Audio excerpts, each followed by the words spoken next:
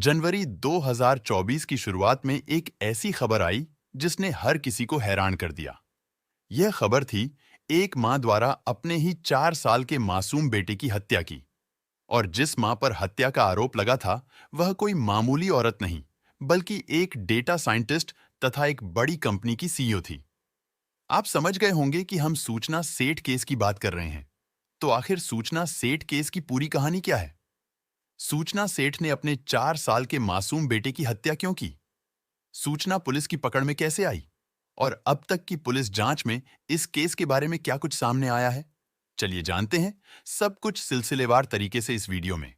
उससे पहले अगर आपने अब तक हमारे चैनल को सब्सक्राइब नहीं किया है, तो जल्दी से चैनल को सब्सक्राइब कर बेल आइकन जरूर दबा लीजिए। दोस्तों, जैसा कि हमने बताया, यह कहानी हाल ही में सुर्खियों में रहने वाले सूचना सेठ केस की है। सूचना सेठ मूल रूप से बंगाल की रहने वाली थी। इन्होंने अपनी शुरुआती पढ़ाई कोलकाता से की थी। आगे चलकर इन्होंने आर्टिफिशियल इंटेलिजेंस और कंप्यूटर के क्षेत्र में अपना करियर बनाने का फैसला किया। यह पेशे से एक एआई एथिक्स एक्सपर्ट और डेटा साइंटिस्ट हैं। सूचना सेठ 100 brilliant woman in AI ethics list में भी शामिल रही हैं। इसके अलावा इन्होंने हार्वर्ड यूनिवर्सिटी से फेलोशिप भी किया है। इतना ही नहीं, यह रमन रिसर्च इंस्टीट्यूट में भी रिसर्च फेलो रह चुकी है। सूचना के नाम नेचुरल लैंग्वेज प्रोसेसिंग के पेटेंट भी हैं। फिलहाल बेंगलोर में रहकर काम कर रही सूचना सेठ रात के लगभग 11:30 में गोवा के कलंगूट बीच के पास मौजूद सोल बनियान ग्रैंड सर्विस अपार्टमेंट होटल में एंट्री करती है। सूचना ने यह होटल पिछले ही दिनों 6 जनवरी से लेकर 10 जनवरी तक के लिए बुक किया था।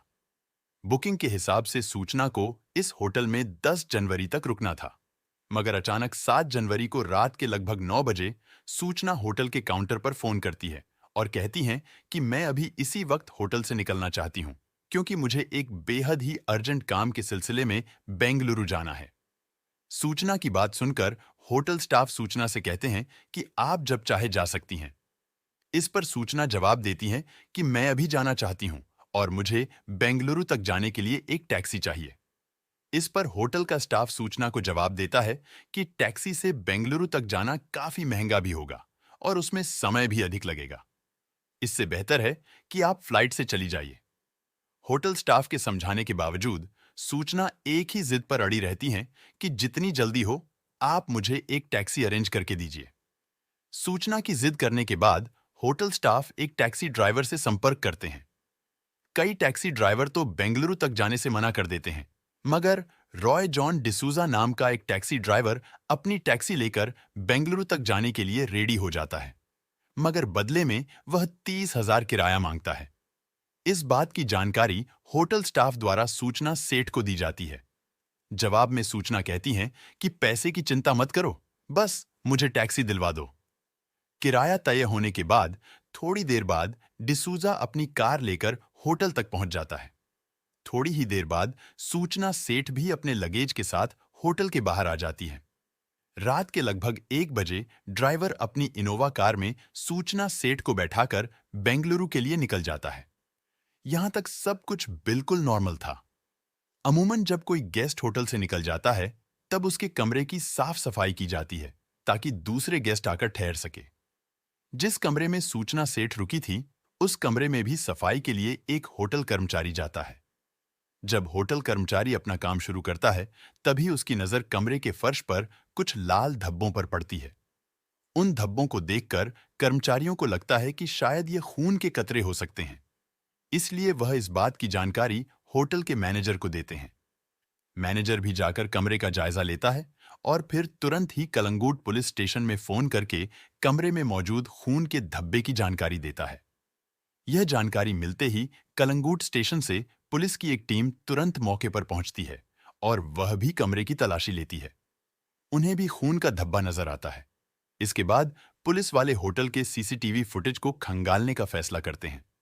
सीसीटीवी फुटेज में दिखता है कि जब महिला होटल के अंदर दाखिल हो रही थी, तो उसके साथ एक छोटा सा बच्चा भी था। मगर जब वह रात के लगभग 1 बजे होटल के बाहर निकलती है, तो उसके साथ बच्चा नहीं था। इतना देखते ही पुलिस वाले तुरंत सूचना सेठ के मोबाइल पर फोन करके उससे बात करने की कोशिश करते हैं, मगर सूचना सेठ का mobile number switch on off आता है। इसके बाद पुलिस अधिकारी होटल से उस ड्राइवर का नंबर लेते हैं जो ड्राइवर सूचना सेठ को अपनी कार से बेंगलुरु लेकर जा रहा था। पुलिस वाले ड्राइवर को फोन करते हैं और ड्राइवर से कहते हैं कि फोन पैसेंजर को दो। जब पुलिस वाले महिला से बात करते हैं और पूछते हैं कि आपके साथ आपका बेटा भी होटल के अंदर दाखिल हुआ था, मगर वापस जाते हुए उसे किसी ने नहीं देखा, तो आप बताएं कि आपका बेटा कहाँ है। इस पर सूचना सेठ बड़े आराम से जवाब देती हैं कि मैंने बच्चे को शाम के समय ही पास में ही रहने वाली अपनी एक रिश्तेदार के यहाँ छोड़ दिया था। पुलिस वाले सूचना से उस रिश्तेदार का एड्रेस मांगते हैं जहां उसने अपने बेटे को छोड़ने का दावा किया था। पुलिस के कहने पर सूचना सेठ पुलिस वालों को एक एड्रेस लिखवा देती है।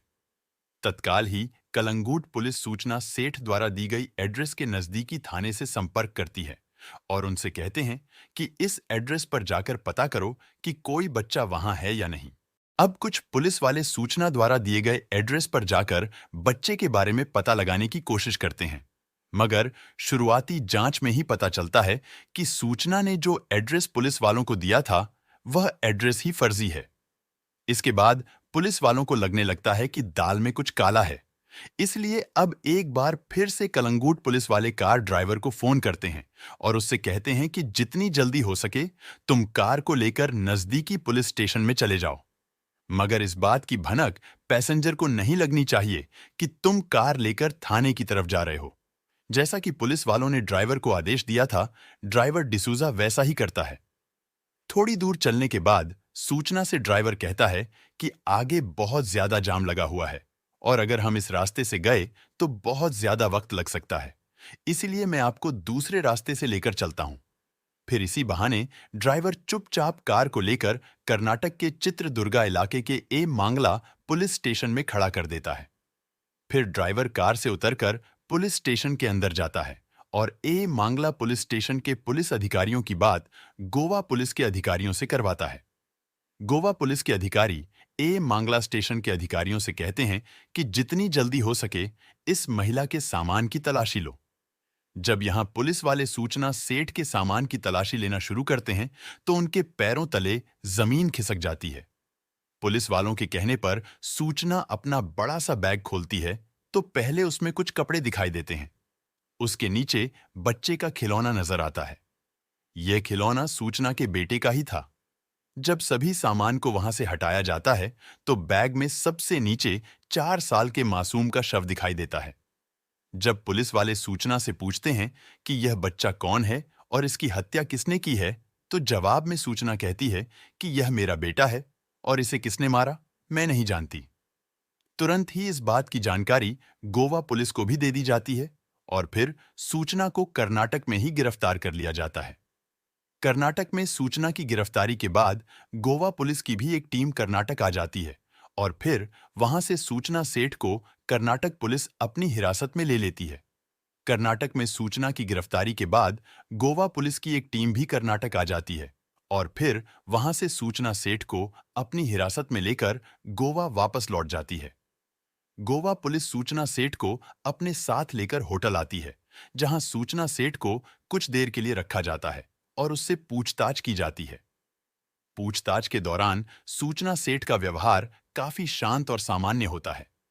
सूचना सेठ पुलिस अधिकारियों को बताती हैं कि उन्होंने अपने बेटे की हत्या इसलिए की क्योंकि वह अपने पति से अलग हो चुकी थी और अपने बेटे को अपने साथ रखना चाहती थी।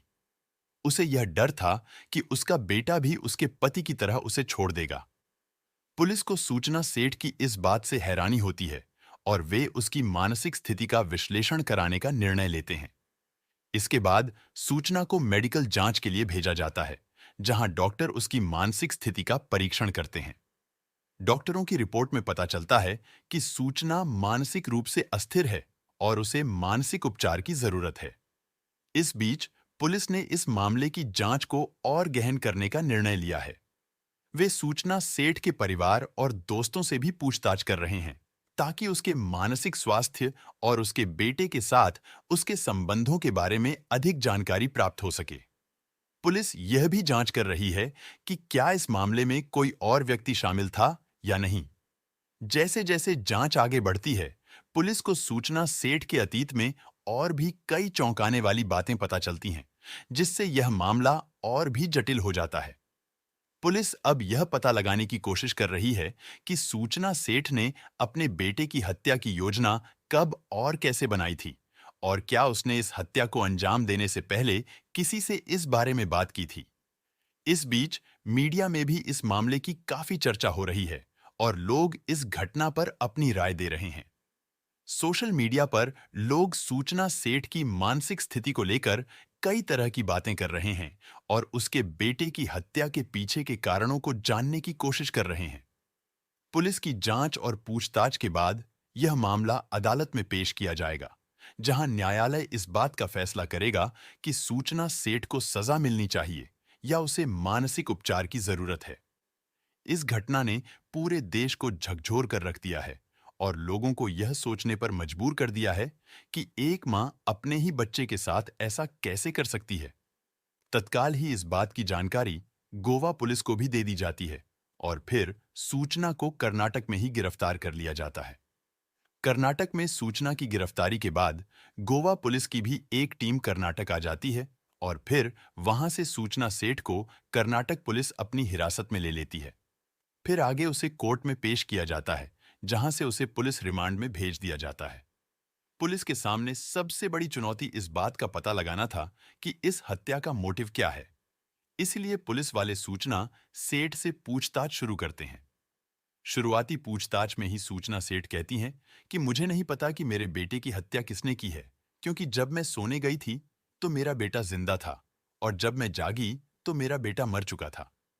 इसलिए मैं इसे अपने साथ बैग में लेकर जा रही थी ताकि मैं इसके साथ हमेशा के लिए रह सकूं।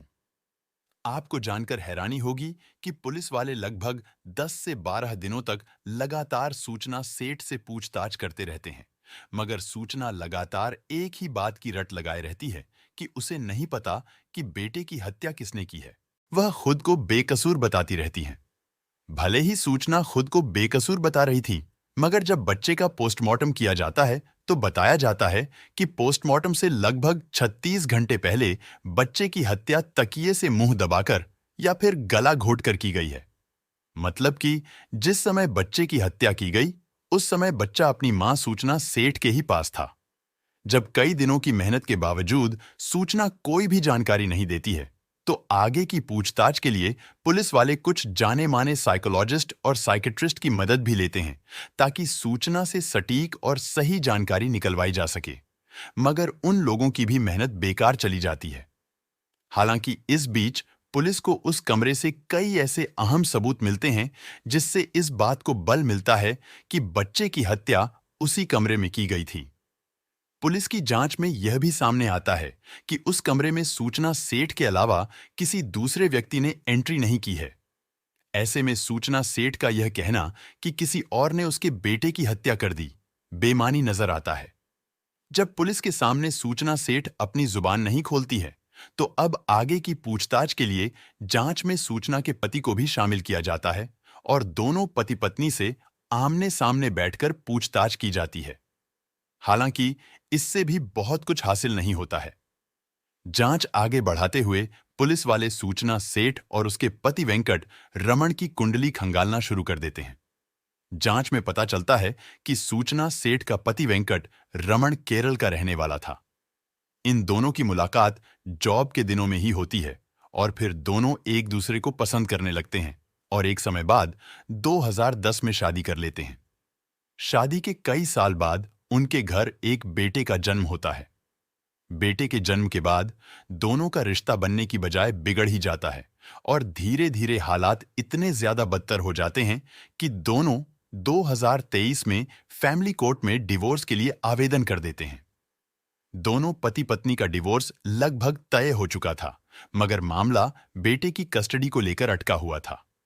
सूचना सेठ चाह रही थी कि बेटा उसके साथ रहे, जबकि वेंकट रमन चाहते थे कि बेटे की कस्टडी उन्हें मिले। इस बात को लेकर लंबे समय से कोर्ट में सुनवाई भी चल रही थी। सूचना और वेंकट रमन के बीच बात इतनी ज्यादा बिगड़ चुकी थी कि सूचना वेंकट को बेटे से मिलने भी नहीं दिया करती थी। इस बात को लेकर वेंकट अदालत की शरण में जाता है और फिर वहां से फैसला सुनाया जाता है कि हर संडे वेंकट अपने बेटे से मिल सकता है। अदालत वेंकट रमन को महीने का 20,000 गुजारा भत्ता के रूप में सूचना सेठ को देने का आदेश देता है। इस फैसले के बाद काफी समय बाद 10 दिसंबर 2023 को वेंकट रमन अपने बेटे से मुलाकात करते हैं। मगर इसके बाद 4-5 संडे यूं ही निकल जाते हैं और वेंकट चाहकर भी अपने बेटे से नहीं मिल पाते हैं, क्योंकि कोई ना कोई बहाना करके सूचना अपने बेटे को लेकर बेंगलुरु से निकल जाया करती थी। वेंकट अपने बेटे से ना मिल पाए, इसलिए 31 दिसंबर 2023 को भी सूचना अपने बेटे के साथ बेंगलुरु से गोवा आ जाती है। यहां वो लगभग 3 दिनों तक अलग अलग जगह पर घूमती है, फिर बड़े होटल में रहकर वापस बेंगलुरु चली जाती है और फिर 4 दिन बाद ही एक बार फिर से बेटे को लेकर गोवा आती है और 6 तारीख की रात को होटल में एंट्री करती है। जैसा कि हमने बताया था कि पोस्टमार्टम रिपोर्ट के मुताबिक शव मिलने के लगभग 36 घंटे पहले ही बच्चे की हत्या की गई थी। इससे होटल में एंट्री करने के 2 घंटे बाद ही सूचना सेठ अपने बेटे की हत्या कर देती है और फिर अगले 18 घंटे तक बेटे के शव के साथ ही होटल के कमरे में बंद रहती हैं। इस दौरान सूचना ना तो एक बार भी खाने के लिए कुछ मंगाती है और ना ही किसी से बात करती है। हालांकि इस बीच जब लगातार बेटे से मिलने के लिए सूचना सेठ का पति वेंकट रमन सूचना को कॉल करने की कोशिश करता रहता है, तो जवाब में सूचना एक मैसेज करती है कि तुम संडे को अपने बेटे से मिल सकते हो। हालांकि ऐसा नहीं हो पाता है, क्योंकि तब तक बच्चे की मौत हो चुकी होती है। इस पूरे मामले में सूचना सेठ का रवैया शुरू से बड़ा ही अजीब लगता है। इसलिए कुछ लोग दावा करने लगते हैं कि शायद सूचना सेठ मानसिक तौर पर फिट नहीं है और उसने जो कुछ भी किया है शायद पागलपन में किया है। इसलिए गोवा पुलिस द्वारा विशेषज्ञों की मदद से सूचना सेठ के मानसिक संतुलन की भी जांच की जाती है और इस आधार पर अदालत में एक रिपोर्ट पेश करते हुए कहा जाता है कि मानसिक तौर पर सूचना सेठ बिल्कुल फिट है। अब केस की मौजूदा स्थिति की बात करें तो अब तक सूचना सेठ ने एक बार भी बच्चे की हत्या करने की बात कबूल नहीं की है। इस बीच मार्च 2024 को सूचना सेठ के पिता जय सेठ ने गोवा की एक अदालत में याचिका दायर करते हुए कहा था कि सूचना सेठ की मानसिक हालत ठीक नहीं है और इसकी जांच डॉक्टर के एक पैनल से करवाई जाए और इसी आधार पर इस मुकदमे की स्थिति तय की जाए। गोवा पुलिस इस मांग का विरोध करती रही। इसके बावजूद 4 मार्च 2024 को गोवा की स्थानीय अदालत ने सूचना सेठ की मानसिक स्थिति की जांच के लिए पैनल गठित करने का आदेश दे दिया है। अब आगे डॉक्टर की यह टीम जो भी रिपोर्ट पेश करेगी, इस आधार पर सूचना सेठ का भविष्य तय होगा। वैसे कुछ लोगों का यह भी कहना है कि सूचना सेठ एक हाईली क्वालिफाइड इंटेलिजेंट महिला है, इसीलिए उसे पता है कि कैसे बचा जा सकता है, इसीलिए वह नाटक कर रही हैं। अब सच्चाई क्या है, वह तो आने वाले वक्त में ही पता चलेगा। एक्सपर्ट्स की माने तो अगर सूचना सेठ मानसिक तौर पर बीमार पाई जाती है, तो बेटे की हत्या करने के बावजूद वह सभी कानूनी कार्यवाही से बच सकती है या फिर बड़ी ही मामूली सजा उन्हें मिलेगी। अब आगे क्या होता है, वह तो समय ही बताएगा। दोस्तों, आपके अनुसार अगर बच्चे की हत्या का दोष सूचना सेठ पर सिद्ध हो जाता है, तो उन्हें क्या सजा मिलनी चाहिए? कमेंट बॉक्स में जरूर बताएं। अगर आपको हमारी मेहनत पसंद आई हो तो इस वीडियो को लाइक करते हुए शेयर भी करें। अगर आपने अब तक हमारे चैनल को सब्सक्राइब नहीं किया है तो जल्दी से चैनल को सब्सक्राइब कर बेल आइकन भी जरूर दबा लें, ताकि आगे आने वाले वीडियो आप तक आसानी से पहुंच सके। हमारे साथ बने रहने के लिए आपका धन्यवाद।